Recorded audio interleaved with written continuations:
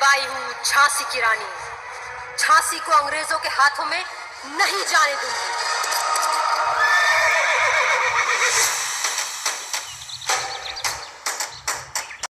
सिंहासन हिल उठे, राजवंशों ने भ्रिकुटी तानी थी।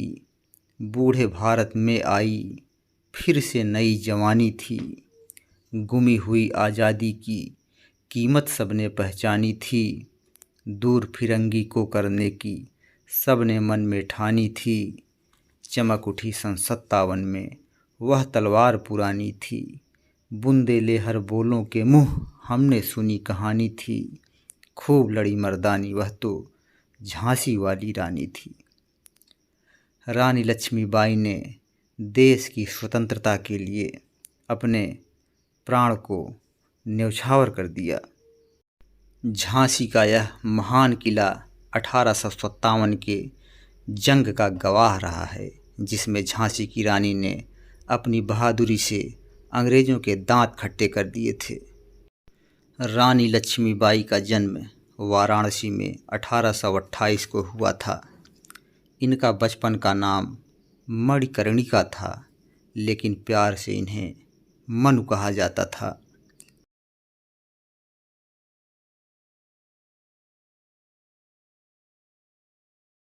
मैं आपका शुभचिंतक ज्योति भाई तथा गांव की नई आवाज़ यूट्यूब चैनल पर आपका स्वागत है। इस झांसी के किले का नाम हमने बहुत सुना था। बचपन से ही हमने रानी लक्ष्मीबाई की कहानियाँ पढ़ी थी। सुभद्रा कुमारी चौहान के द्वारा झांसी की रानी लक्ष्मीबाई पर लिखा गया वह महान काव्य रचना झांसी की रानी पढ़ी थी, और आज इस किले को अपनी आँखों से देख रहा हूँ।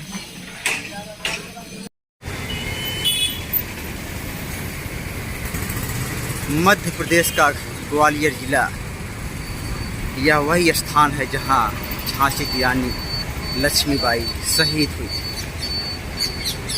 अब हम उस स्थल को दिखाते हैं जहाँ झांसी की रानी लक्ष्मीबाई अंग्रेज़ों से लड़ती हुई वीर गति को प्राप्त हुई थी। उस स्थान को एक पार्क का रूप दे दिया गया है। अब हम इस पार्क के अंदर प्रवेश करते हैं। रानी लक्ष्मीबाई का विवाह 1842 में झांसी के राजा गंगाधर राव के साथ हुआ। 1853 में राजा गंगाधर राव का स्वास्थ्य बहुत अधिक बिगड़ जाने पर उन्हें दत्तक पुत्र लेने की सलाह दी गई। गेट के पास एक बोर्ड लगा हुआ है। बोर्ड में लिखा है 70 साल आज़ादी, याद करो कुर्बानी। इस समाधि में छिपी हुई है एक राख की ढेरी, जलकर जिसने स्वतंत्रता की दिव्य आरती फेरी। यह समाधि या लघु समाधि है झांसी की रानी की अंतिम लीला स्थली, यही लक्ष्मी मर्दानी। राजा गंगाधर राव की मृत्यु के बाद अंग्रेज़ों ने हड़प नीति के तहत झांसी के किले पर कब्जा करने के लिए आक्रमण कर दिया।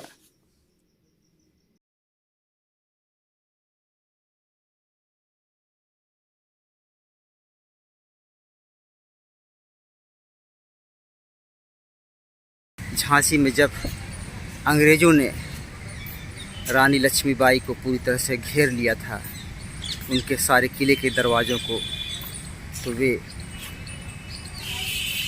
अपने घोड़े पर सवार होकर अपने दत्तक पुत्र को अपनी पीठ में बांध करके झांसी की किले से कूदी थी और अंग्रेज़ों से लड़ते हुए ग्वालियर तक पहुंची थी, और अंत में ग्वालियर में वीरगति को प्राप्त हुई थी।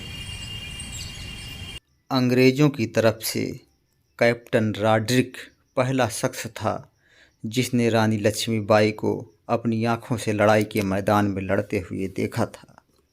वह लिखता है, उन्होंने घोड़े की रस्सी अपने दांतों से दबाई हुई थी।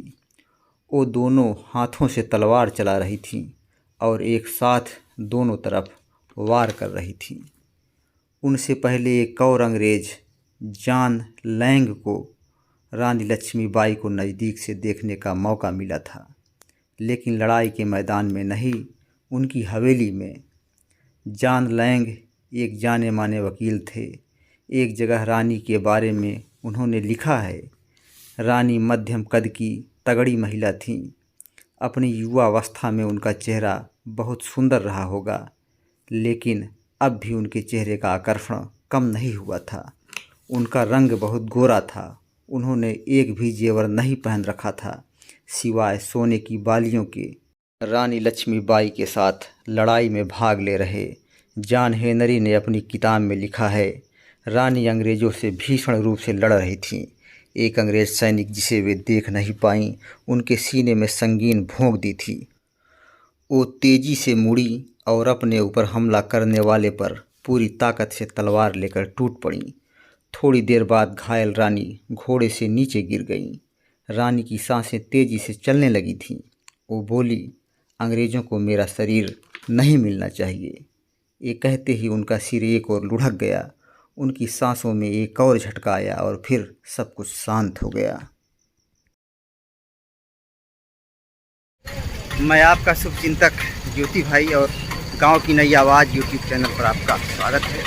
अगर यह वीडियो आपको वास्तव में अच्छा लगा हो तो इसे लाइक करिए, अपने साथियों के साथ शेयर करिए तथा हमारे चैनल गांव की नई आवाज़ को सब्सक्राइब करिए। धन्यवाद।